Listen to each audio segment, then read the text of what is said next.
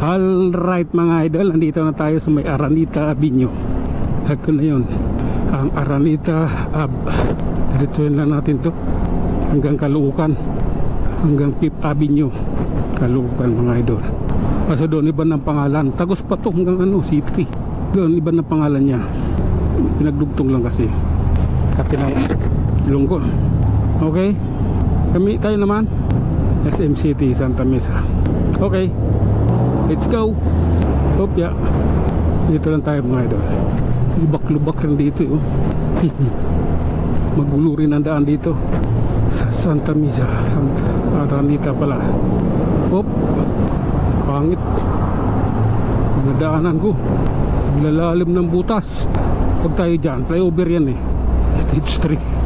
Ito na tayo, hindi pwede motor natin dyan, ang maliit lang tayo eh. Okay, ito na. I love you people. Hop, yeah. Tuloy tayo. Naka-green yung stoplight. Pero alalay lang. Parang nga lang yung takbo ko. Talagang ano lang tayo. Hop, may biglang lumabas na kabansa. Yung mga parking sasakyan dyan. Okay, waiting tayo sa stoplight ulit. Waiting, stoplight. Medyo matagal pa ito mga idol. Pagkatapos niyan yung kabila pa, kaya medyo matagal pa. Okay, sabay pala kami.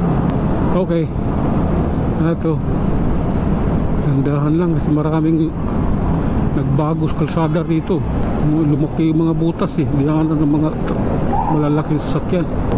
Alright, okay, ginawang hugasan yung tubig na nawasa, pumutok, tagas ng nawasa ba.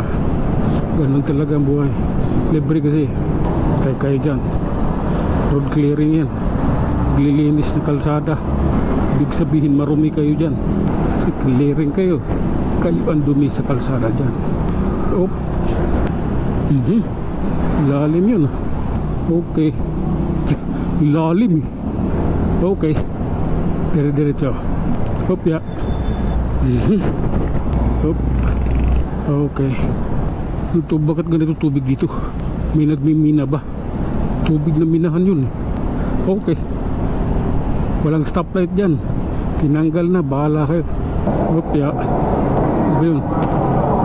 Agri-party list. Buta, gusto naman kumita ng malaki. Opya. Okay mga idol, tuloy. Hop, konti bilis, sabuli natin yung mga idol. Stoplight.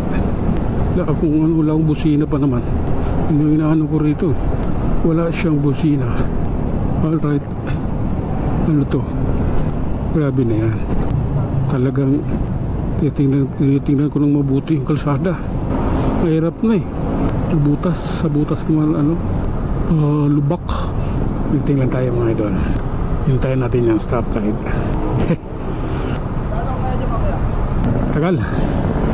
Okay, pangit dito. Pangit ng kalsada. Sa tubig yan eh. Anong dala ng tubig? Pag bumabaha ba, yung ispalto lumalambot na sa baha. Tapos pag sobrang init din, lumalambot din, madikit siya. Okay, go ba? Go? Wala nang ka-go. Go eh. Laging ano, lumating ako dyan, laging red. Okay, yung meron may butas dito eh. Ano, tinakpan nila, delikado. Lalay lang, naka-red yung kabilang stoplight. Sergeant Rivera. Pakanag na mga idol. Yan, basta ako 40 lang yung takbo ko, bahala kayo dyan. Mayroon, pwede pala dyan mag U-turn. Pwede pala, U-turn siya eh. Hop, lalay. Okay, eto na tayo. Ano na yun eh, Caloocan na yung tawid. Naknang nagka-green eh, bagat ng takbo. Lalay mga idol. At may tricycle sa harap natin. Okay, lalay lang. Hop, kawawa siya. Joyride. Overweight yung kanya sakay. overweight yung kanyang angkas. Yung ibang tawag ditong ang riders yan, gre-reklamo pag malaki yung sakay nila. Ipupush pa, tapos lalagap ng caption na hindi maganda. Napanood ako ganyan eh, nag-comment pa doon yung pasahero niya, hindi maganda yung ganun. Isang tao hindi naman pareho eh, tapos lalaitin mo dahil ganun yung katawan niya, sumakay sa'yo, nahirapan ka, hindi maganda.